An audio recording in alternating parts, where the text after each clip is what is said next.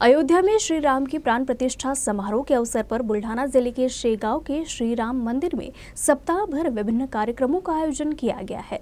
इसके तहत नृत्य, गीत, रामायण भी प्रस्तुत किया गया। 22 दिसंबर को पूरे देश भर में प्रभु रामचंद्र के अयोध्या में प्राण प्रतिष्ठा समारोह के अवसर पर विभिन्न कार्यक्रमों का आयोजन किया जा रहा है।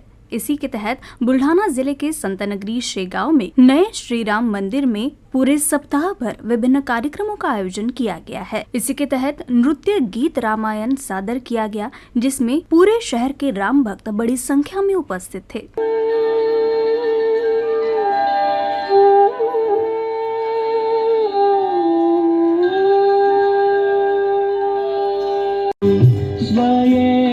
श्री राम प्रभु ऐकते स्वये श्री राम प्रभु ऐकते कुशलव रामायण गाती।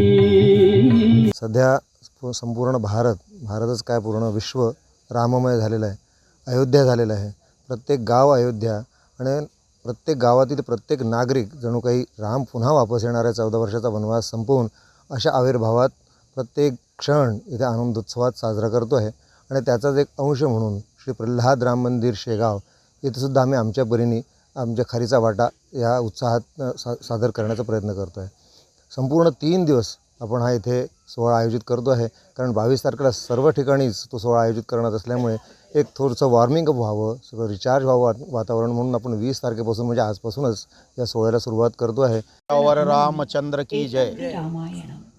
प्रभू श्रीरामचंद्राच्या होऊ घातलेल्या 22 तारखेच्या प्राणप्रतिष्ठा महोत्सवानिमित्त संपूर्ण भारतभरामध्ये एक राममय वातावरण झालेलं आहे, ज्याचं संपूर्ण नागरिक, संपूर्ण भारतभर सर्वजण रामचंद्राच्या या प्राणप्रतिष्ठेचा उत्सव घराघरामध्ये मनामनामध्ये सर्वजण मनवत आहेत।